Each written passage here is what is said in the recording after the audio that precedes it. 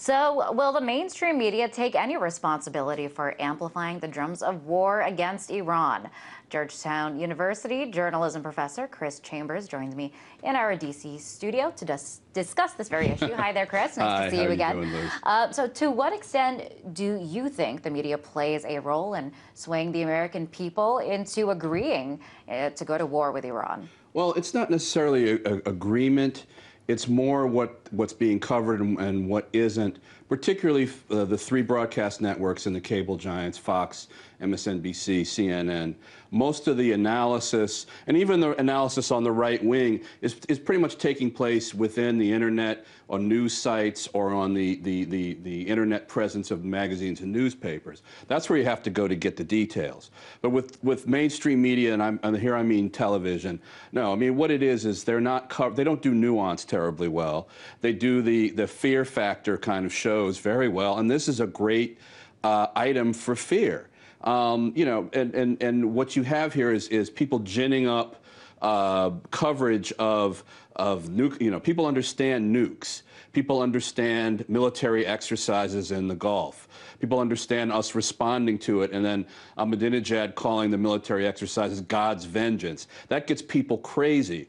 What we aren't talking about are the assassinations, the covert war, the drones, etc., any intrigue that might be going on with Israel. They don't do that particularly well, and that's the devil in the details that could get us into trouble.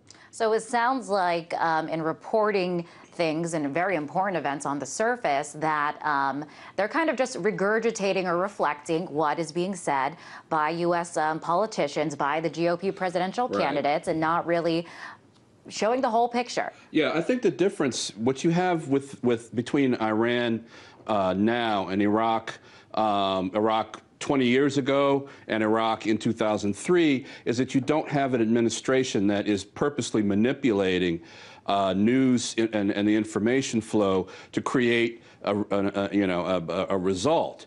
Here you have an administration that is probably stumbling around trying to find its way and how to deal with this problem. And it is a problem, but it is not a crisis. And then the media, the corporate media coming in, primarily the TV networks, and chipping at the edge of the story, which is the fear factor.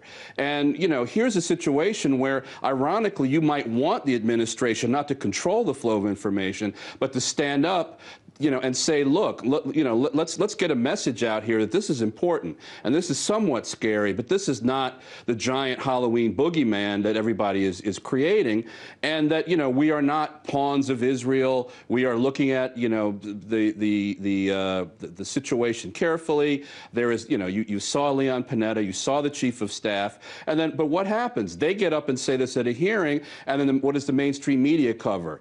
Right-wing attacks on that position, or Israel ginning up kind of a war footing. You know, these guys are the experts. These guys are giving the testimony before Congress, and that's a message that's lost. So I think, you know, maybe the irony is in 2012, maybe the administration needs to create a message. They're not controlling it as they did under the Bush administration. Now, to kind of go along with this, there's new concerns that Iran may be plotting an attack in New York City.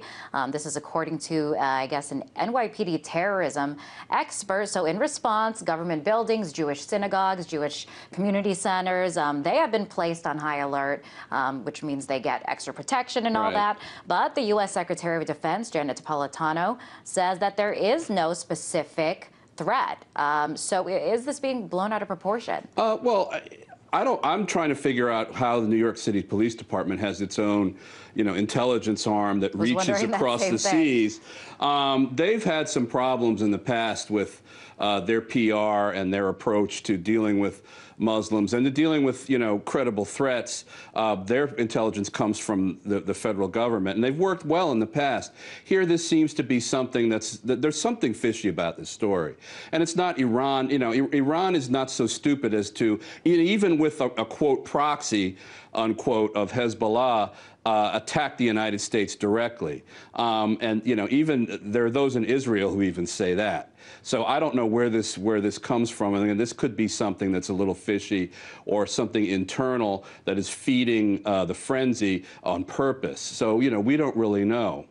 And Iran has maintained that their nuclear program is for peaceful purposes. We even have, as you mentioned before, top U.S. military leaders confirming that Iran does not have a nuclear bomb. It hasn't been confirmed that they are pursuing a nuclear bomb. Why then is there so much of this warmongering rhetoric when it comes to Iran? Well, I mean, you have to have a symbol of fear. You have a presidential campaign now that is definitely a soap opera at worst, just fun to watch at best.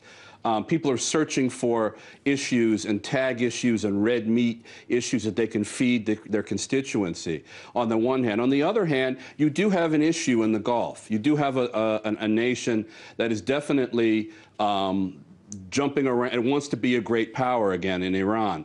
And they see nuclear power as a way to do that. Not necessarily nuclear weapons, but nuclear power as a symbol. So you have fanatics in that country that look at it as a way of building themselves up, and that feeds the fanatics over here. That's great TV. You don't need analysis for that. But I mean, in 2007, we all thought that through John Bolton and Dick Cheney that Iran was going to be attacked, and it wasn't. In 2010, we all thought Iran was going to be attacked, and it wasn't.